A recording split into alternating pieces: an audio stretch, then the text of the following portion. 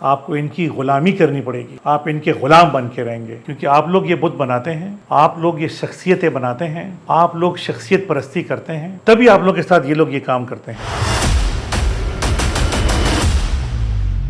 اور بہت درست کرتے ہیں۔ ان کو آپ کی کمزوری کا پتہ ہے اور یہ آپ کی کمزوری سے بھرپور فائدہ اٹھاتے ہیں، تو جب تک آپ کی کمزوری ان کے ہاتھ میں ہے تب تک وہ آپ کو غلام بنا کے رکھیں گے، آپ کو ان کی غلامی کرنی پڑے گی، آپ ان کے غلام بن کے رہیں گے۔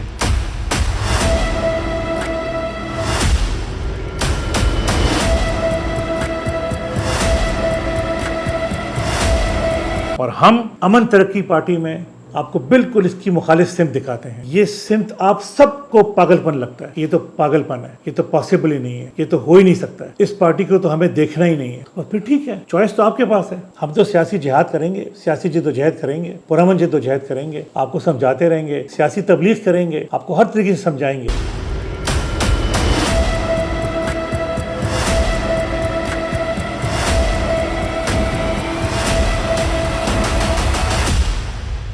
باقی مرضی آپ کی ہے، جمہوریت ہے، آپ کی مرضی ہے۔